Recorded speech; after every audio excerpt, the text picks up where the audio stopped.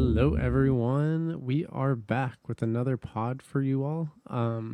It is Paul and I talking you all through some FPL madness. We're in the midst of the festive fixtures. Paul, how are you doing? I'm doing good, Luke. I am very happy that Humain Son is a wonderful human being. I am glad that he's very talented at football because he basically saved my FPL week. Yeah, you lucky ducky, you. That's it, definitely. He's a good player to have. It makes sense. I'm no Some surprise of us there. make good FPL decisions, so Some of us do. Some of us don't. But we can't be judged on those wrong decisions, can we? no, as long as your rationale is sound. It always seems sound. There's always a positive in there, but So, as we've talked about the last couple of weeks, Luke is still in the trenches with his FPL team. So, hopefully, this doesn't turn into too much of a therapy session for him. do you all ever see when there's a massive snowdrift, right? And it kind of avalanches and avalanches, and then it momentarily stops. There's a moment of calm. I'm right there, but the avalanche is about to take off again and just Let's hope not. drag me deep down like a stone in water.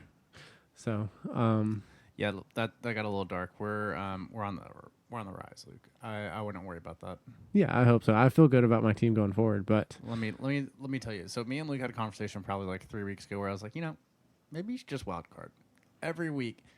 Every week you're having this discussion where you're upset or torn up about your team, and you have the ability to change it. And I'm just holding on, man. I'm holding on till I feel like there's a good advantage to be had. So we will get But there if you- soon. We'll get there Okay, soon, though. okay, okay. It's gonna happen. It's gonna happen. So, um, feeling good about it.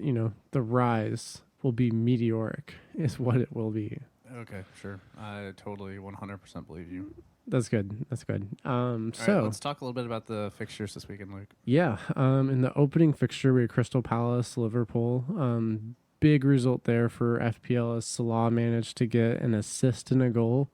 13-pointer. A lot of people ended up vice captaining him because Holland did not end up playing for Manchester City due to an injury to his foot.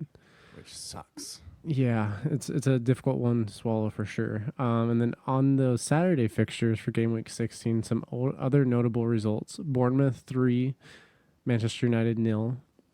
Huge result there. And then on top of that, Aston Villa 1, Arsenal 0. A lot of the Arsenal assets blanked. And Yep, sadly. Aston Villa is looking really good right now. Probably the most informed team right now in the Premier League, if I had to say. I have a little bit of a take for you on Villa. All right.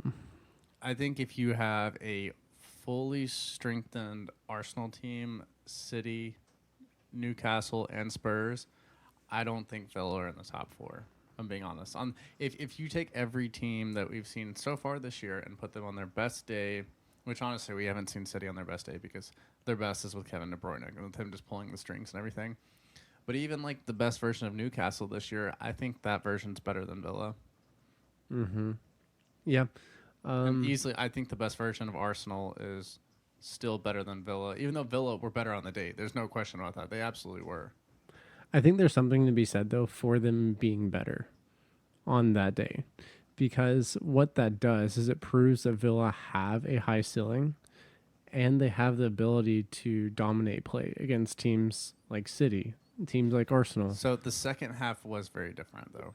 I'm not discarding that at all, but Villa were really good. And I think they for deserve sure their were. flowers for how they played.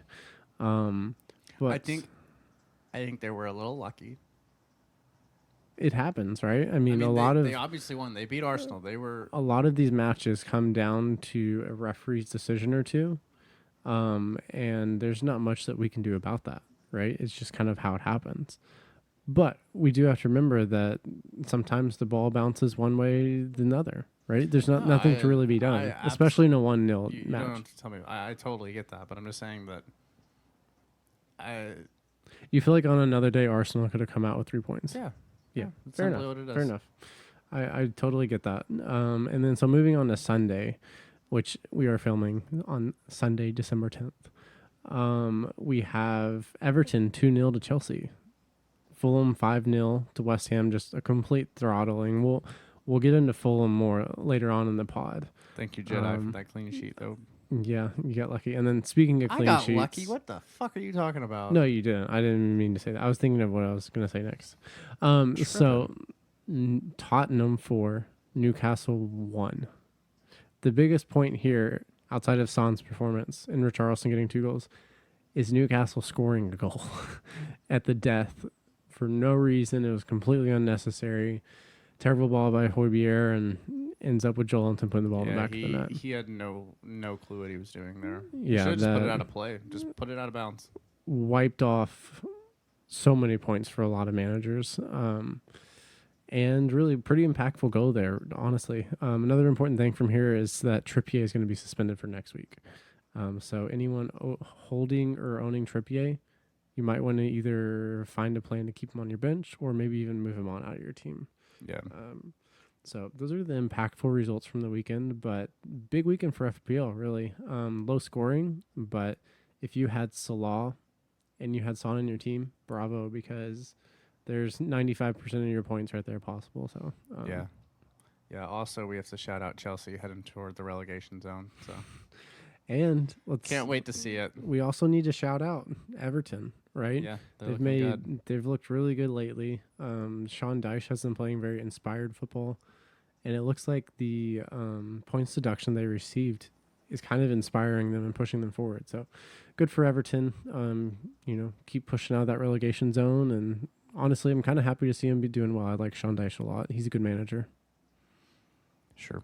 Sean Dyche is. Yeah. So that's pretty much all the results from the weekend that were impactful for FPL. So we'll take a little break here, come right back, and then talk about some of our thoughts from the weekend and everything going forward. All right, everybody. So we are back. We took a quick little break to kind of regroup and get ourselves together to give you the best version of this next segment we can. Quick question for you, though. We're gonna. I know you said you want to ask me questions, but I'll ask you a question first. Go for it. Tell the listeners what your favorite holiday movie is. Holiday movie. We were kind of talking about this last night with our roommate, so. It's got to be Elf for me, I think. I think Elf is the breadwinner.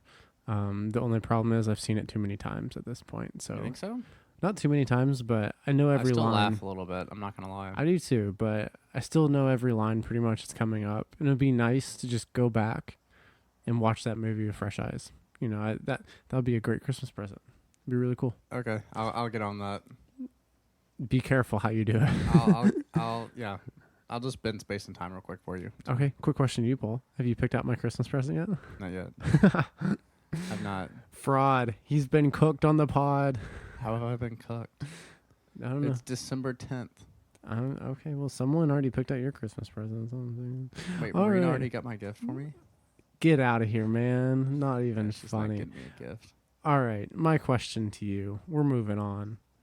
Who do you think has the highest XG by team over the last 4 game weeks? Bournemouth. Yep. Ding, ding, ding. Is that something you looked up? No. I know you're a little slut for Bournemouth right now. Okay. So I figured that's who it would be. Here's my secondary question to you. Who do you think has the highest XG over performance? As in their expected goals compared to their goals. Exactly. So listen, I knew exactly where you're pushing. Fulham have 16 goals over the past 4 games. They've been annihilating teams. But what the underlying numbers show is they've been highly efficient to the point of being very much so outperforming their expected data. So they have an expected goals of 9.28 and they've scored 16 goals. That's not crazy. That's crazy. That is crazy. I mean, it's a little crazy, but I mean, if you watch those games, like especially the one today, like they were just pounding them. It's not.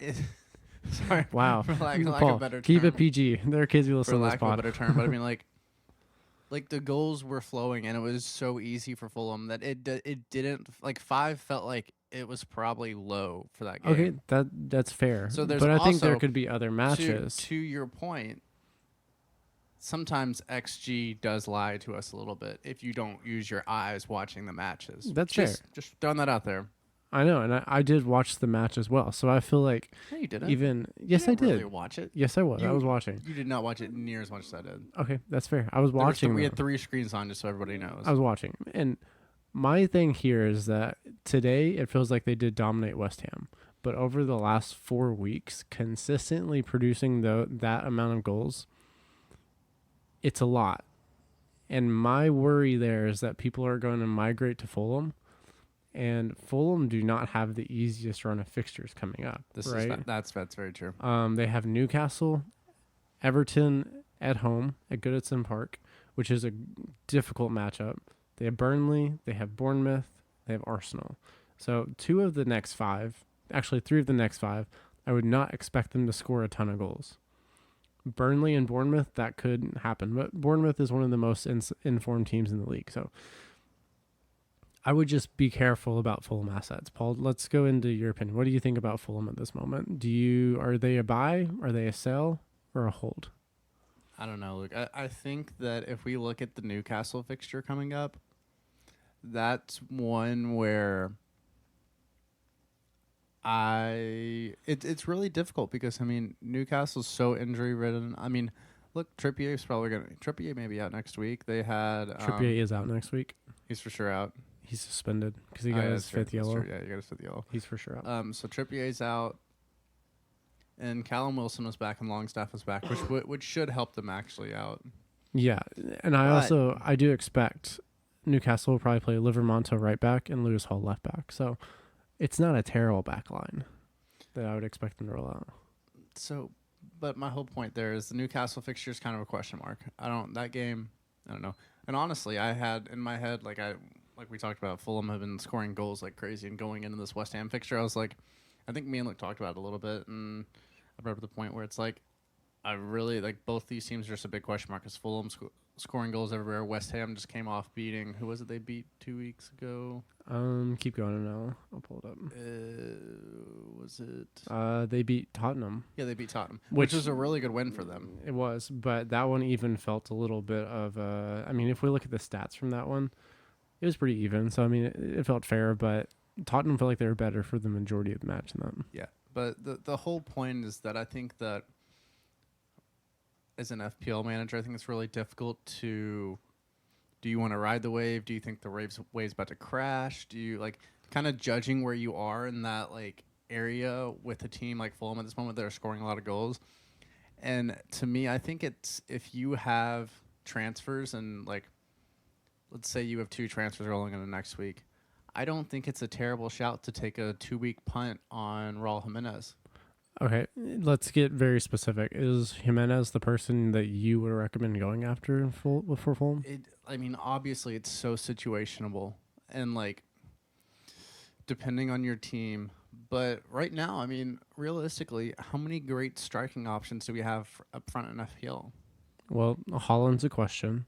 So, the great ones at the moment, I think Solanke should be in there. He's returned 3 of the 4 last game weeks. I think Isak was argued to be in contention for that, but now I'm not quite sure. Callum Wilson's back, which is the whole thing, Ollie Watkins is definitely a great shout. And maybe Jimenez is up there as well, right? Recently, Cunha's been really good as well. He's returned 3 of the last 4 matches, gotten goals. So someone to keep on the radar as well. But there's some really cheap, nice forward options that enable a lot within teams. Well, that's what I'm saying. So if you look at Jimenez, he had in week 12 he had 8 points against Villa, then he had 2 against Wolves, 2 against Liverpool, and then against Nottingham Forest he had 13, and this week he had 9 against West Ham. I just think that like I said, the Newcastle fixture is a big question mark. But then you go to Burnley, they play Burnley at home, then play Bournemouth away, which Bournemouth is in better form, but obviously we've seen with all these teams that are mid-table to bottom and relegation zone, all their forms change so fast. It does. It dips and changes very quickly, and that's why I think with these teams we want to see them in good form, but also see a good stretch run of fixtures. And that's one thing with Fulham that I'm a little worried about, right? On the fixture ticker, there's some green, some red, and some gray. So it's a mixed bag. But that's up to each manager's tolerance, right? Yeah. So it's up to the individual in that situation, I think. Yeah, but I would for sure. I think Jimenez, based on the last 2 weeks, and honestly, he came back from the last national team break where he scored for Mexico, I think twice too. So he's in good goal scoring form. He did it for a long time at Wolves, and then he had that really bad injury. So I think it's awesome. As I'm not a person that hates on Mexico unless the U.S. is playing them. So I love to see Mexico, other Mexican team, other players do great from CONCACAF. So It's kind of crazy. If you look at the top goal scorers over the last 4 game weeks, the most goals scored over those 4 game weeks by one player is 3. And you have at the top Iwobi, Willian, and Jimenez, all with 3 goals each over the last 4 fixtures. I think also a second Fulham asset would be Iwobi. I think he's the one to go for. Yeah, Iwobi is the one. He's the one that I would go for if I was a midfielder. If we're looking at the statistics behind their goals, Willian is the one who's closest to his XG with the amount of goals he scored. So Jimenez has an XG of 1.683 goals. 1.92. So he's he's good. But the closest is Willian, right? He's the one who's not vastly overperforming his XG. And feels maybe a little bit more reliable. And we know he's on pins as well. So that's a huge reason for bringing him in. But definitely, yeah, Fulham is a good team to keep an eye on. Paul, you've made a good shout in bringing in Anthony Robinson. That's 2 clean sheets in a row, or is that 3? So I think that's 2 in a row, but he was actually on my bench last weekend.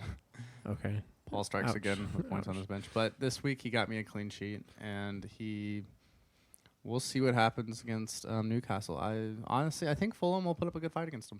So we'll see. It should be an entertaining watch. As far as clean sheets go, don't ask me about Paul Torres.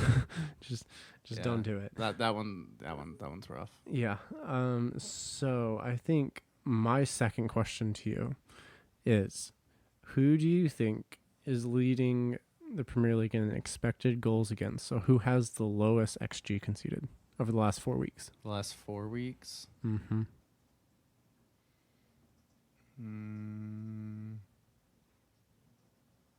Everton. No, they are currently 5th for XG allowed. The team who is number 1... Is it City? It's Arsenal. Arsenal's have been very popular as of late. So they have an XG allowed of 3.9 with 5 goals allowed. So they've been a little unlucky. A lot of those Luton goals, just very efficient. Luton were with the few chances that they got. And if you're Arsenal, there's not too much to be done about that, right? So I think the interesting thing I think Luton, I don't know what it was. There was some way Arsenal was defending corners where Luton was like, this is exactly what we're going to do. And they found something there. I mean, they have some big bodies. And they have big bodies, too. And they're capable of, especially at home, of taking advantage of those situations that arise for them. And they did a really good job. I mean, they pushed Arsenal to the max. It was just the late Rice winner that really kind of, pushed them forward. So, yeah, my other question to you, Paul, who do you think is leading the Premier League in expected goals? Individual player, who do you think is leading over the last 4 weeks? The last 4 weeks?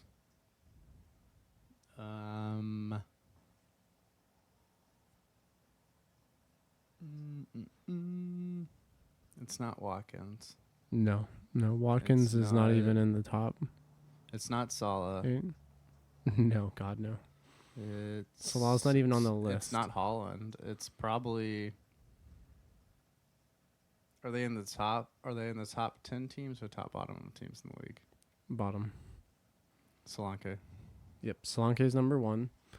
He has an XG of 3.55 with 2 goals. And then Holland is second. He has an XG of 2.97 with 1 goal and 1 assist. So another notable mention up here, we have Scott McTominay and DCL, Dominic Calvert-Lewin, in the top 4. And Calvert-Lewin has accrued an XG of 2.58 and not scored a goal. Dude, that's honestly, to me, I'm just happy to see him play. Because players like that, and, dude, it fucking sucks. The the stuff with Reece James too about how he like we talked about this a little bit today when he came off. Like Mm-hmm. it just sucks. Like you know that he is at bare minimum. He is a generational talent at right back. I mean, for somebody in his age group, he is one of the best right backs in the world, and he could be. Who knows what his ceiling is? But just to see him consistently dealing with this issues that he constantly has, it's heartbreaking, dude. So, I do like seeing Calvert-Lewin. Honestly, just that we can talk about him because he's. I don't know like with the injuries where his career could have been or where he could have gone and different things he could have done, but like it's just really good to see him play football. You know. DCL is really interesting because when you listen to people talk about him, the talent is really what they speak of, right? And also people talk really highly of him as an individual person as well, like just who he is. But his talent, it seems like if things went differently, he could have moved out of the Premier League after going to a top 6 club and be making the move to a Barca, a Real Madrid, Yeah. an AC Milan, right? Just going to one of the top European clubs in the world. And that's just not quite where his career has gone up to this point. So hopefully he keeps this run of health going, can get in form, and get the goals to flow, and really just kind of have that platform to launch that next phase of his career. And as far as Reece James goes, would absolutely love to see him come back after a while. Really, what I would prefer, I think the best thing for him is just take the rest of the season off. Don't play, rehab, build up your body strength back. I just think his body is in a weird place for whatever reason. And he just needs time to reset, get away from the game for a little bit. And I mean, really, with all his injuries, I wouldn't be shocked to see, like, if it happens again, he was like, I'm done. I can't do it. Yeah, that's so. I think me and Luke are very very clearly we just got into football like 2-3 years ago, maybe a little bit more, but we're both kind of new to the sport, so I'd be interested if anybody out there knows of like stories of players ever just like Luke said, stepping away for a second half of a season, not even just for like an injury to be up, but just to stop their body and to let themselves recover. And let's be honest, Chelsea can go out and spend an easy £30 million, buy a new right back. Gusto's really good, but buy someone who they think could be a future talent for them.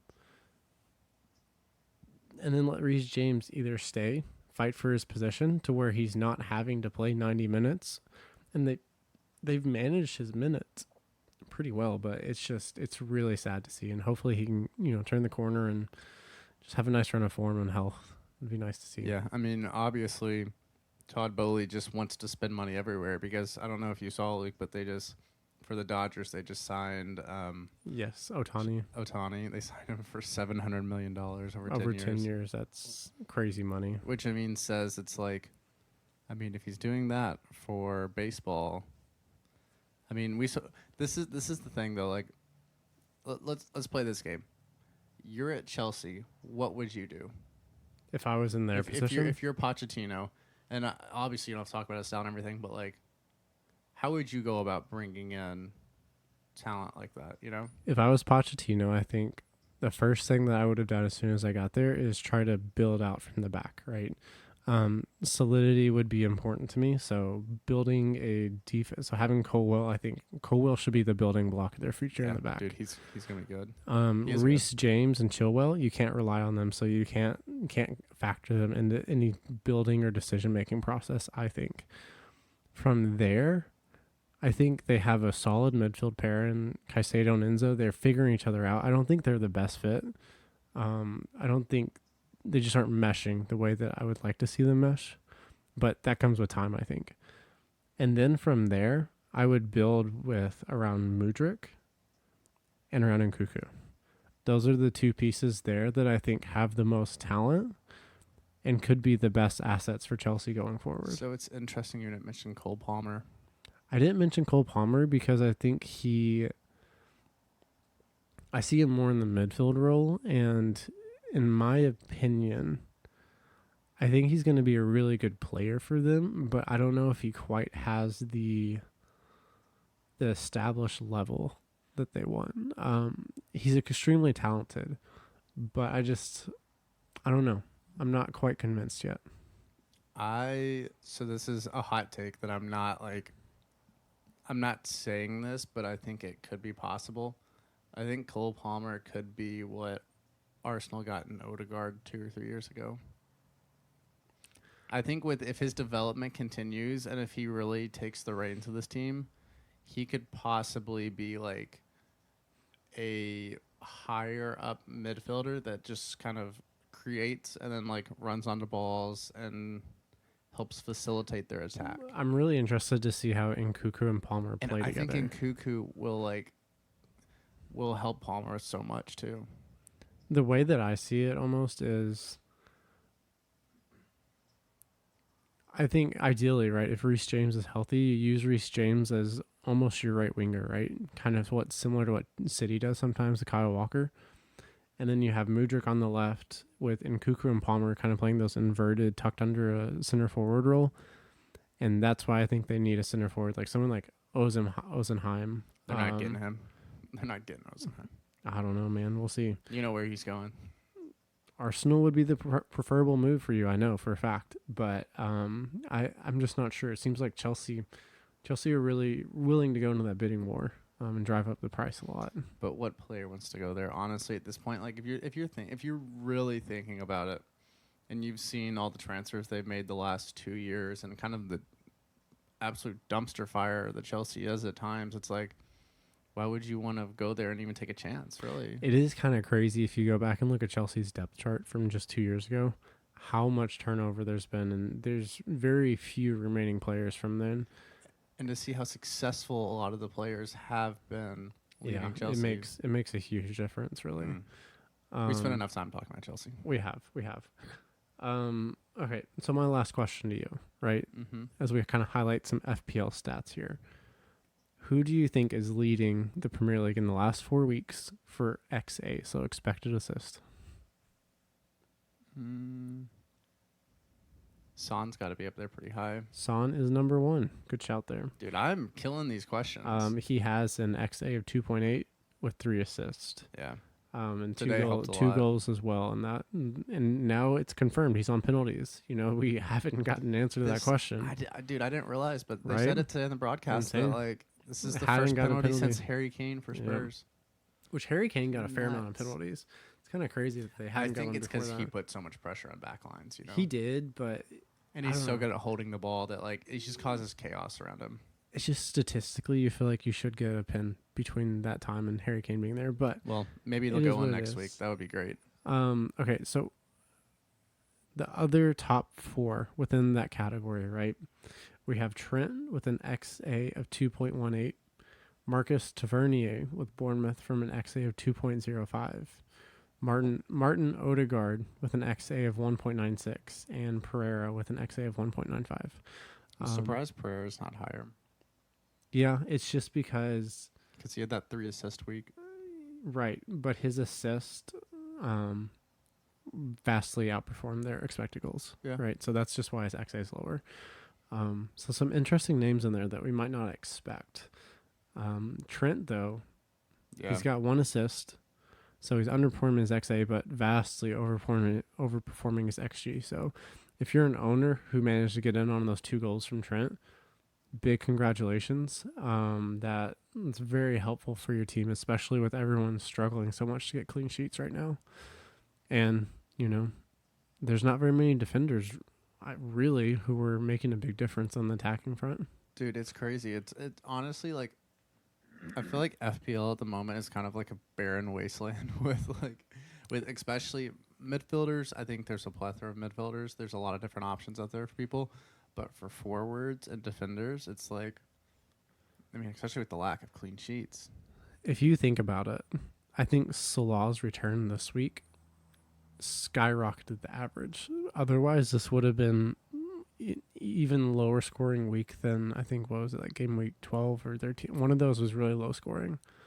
This one might have even been lower, in my opinion. Mm-hmm. I mean, especially all the people that put their captaincy on Holland and then it fell to Salah. I legitimately, I can tell you, I did not think about it. I know that's a big discussion on Twitter right now, and people saying who, like, I think there was, I don't remember, but the whole point is that, like, I think vice captain's something that I haven't ever really thought too much about, and it's like, whenever we whenever you do it over 38 weeks, there's going to be a couple weeks that do matter. So Yeah, I do usually try to mess around with my vice captain as well as soon as I do my captaincy for the week. And this week I just didn't have anyone that I really knew to put my vice captain on, so I went with Phil Foden. I assumed, if Holland's not there, Foden would be in good positions. He was, just didn't capitalize on them this week. we thought Foden scored on that Bernardo Silva goal because it looked so much like a Foden goal. Yeah, that would have been nice, but Yeah. unfortunately, didn't happen this week. There's always next week. Yeah, let's. There's always next week, right? So let's maybe take a little break here, Paul, and we'll talk a little bit more about next week and what to expect. But we'll be real short and take a little break before we do that. Hello, everybody. Welcome back. So today we've just been throwing some questions around, and Luke's been asking me a lot of things. So I think we're going to reverse roles, and I'm going to ask him a question real quick. Go for it. Ask away, sir. What do you think about Erling Haaland right now, Luke? Do you think it's possible to have an FPL team without him now?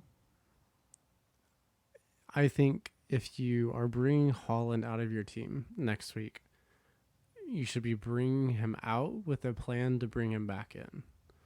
Okay, let's see. Let's talk about the run of fixtures. Okay, first, just so people are aware, after the match against Luton Town, Pep said on Haaland, he said, it's not a fracture, just a stress on the bone. Hopefully can be ready against Crystal Palace, which is on Saturday next weekend. If not, then hopefully ready for Saudi Arabia. And that is referring to the Club World Cup that they're going to go play. And Guardiola also had this to say about Haaland. He said the day after Villa, he could almost not walk properly. Yesterday I spoke to him saying, I feel much better, I can walk, and I have no pain. That's why they have to check on him day to day, because he's improving as time goes on, but they're not sure what that timeline is going to be yet. It sounds like it's very short term, but we're not sure if he's going to play against Crystal Palace on Saturday. Okay. So real quick, just so everybody knows, they play Palace in match week 17, have a blank in 18, and they play Everton in 19 away, and they play Sheffield at home in 20, and then that kind of takes us through their festive fixtures. So over the next 4, I'd say it's relatively a good run. But I think the big thing too, like that City has to be careful about, is that I don't know if people remember, but whenever Haaland was at Dortmund, he had a lot of injury issues. So it's in a year like this where I think City's kind of struggling, they're trying to figure out who they are. I think there may be a rush to get him back, to have him on the pitch, and it sounds like Pep is taking it seriously from what you said, where he's like, we don't want to like push it, I think this is also them trying to just give him a little bit of a rest mid-season as well, right? If they were playing Arsenal, I would wager he would have been playing today, right? It's kind of how it felt from an outside-in perspective. But I also do think, though, that Haaland is someone who could really hurt your overall rank, right? If you miss out, say he plays on City, you transfer him out and take a -4 to get Haaland out of your team, that is a decision that's going to come back to haunt you, right? Yeah, it's very risky. And that's why we want to be very attentive to what Pep is going to say in his midweek press conference, where they're getting ready for their Champions League fixture, and then also next Friday, right before they play Crystal Palace. So hold those transfers, disregard the price rises, unless you just have to do something and make a change to your team. But for now, we would highly recommend that, at least my personal opinion, I would say hold on to Haaland. And unless we get confirmation he's not playing, I would just keep him in the team. Yeah. So another thing too, like whenever we were talking about this over the break, I was playing around with like, if I took out Haaland, what would I end up with? And of course, naturally, without there being many other premiums out there, you kind of fall towards Salah, who we have. I think he's leaving what week is it? Like match week 20 or 21? It's mid-January. So so that's probably mid-January. So probably like January 21st is match week 21 when they play Bournemouth for Liverpool. So, I mean, he's going to be gone for a while during AFCON. So that's something to be aware of, where if you bring in Haaland and you don't have a wild card left, you could be in a really bad spot. Yeah. So just taking all the variables, be very But careful. another way about- to look at this as well, right? If say you take Holland out now and say I'm going to weather the storm and you keep Salah up until 21 when he's going to be gone, that's easy to pivot from Salah to Holland. Easier. You can. But most importantly, right, if you are going to take him out, as we said, make sure you have a plan to get him back in, because the cost could wreck your team, right? You don't want to be taking a -4 just to get him back in and making, rotating 3 positions. That's very difficult. So have an idea of what you're going to do and map it out in the long term. Completely agree. But like we said, it's very risky, but it's also situationally depending on your team and how you want to play FPL. Yeah. So it's all up to you. You know, you have the keys to your own success Or failure. or failure. For some people, or that might failure. be It's true. both. You know. It is. I think that's going to bring us to the end of this podcast, though. Paul, do you have any closing thoughts for our listeners out there? Like we talked about the last couple weeks, Chip's wildcard has to be used by 19. It can be used pre-game week 20 as well. Yeah. So it goes up 19 into 20. Yeah. So right? the deadline is right after game week 20.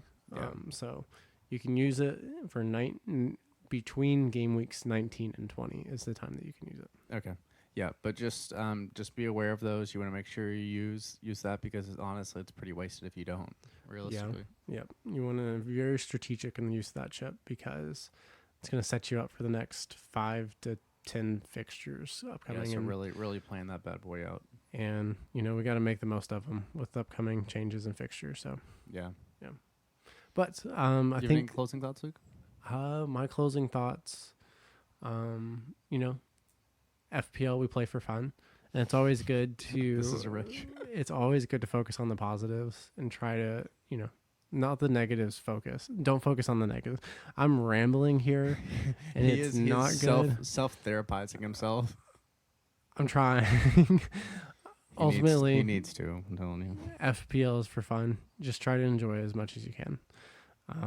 And that's my closing thought for the week. Thanks for joining us, guys, and we'll be back with you next week. Yeah, just so everybody knows, I'm going to cut that clip and I'm going to send it to Luke every morning before he wakes up and before he goes to bed. I would love that. It would be a nice little ray of sunshine just every so morning. Just so he remembers that. But that'll be my alarm clock. Yeah, everybody, thanks for spending time with us.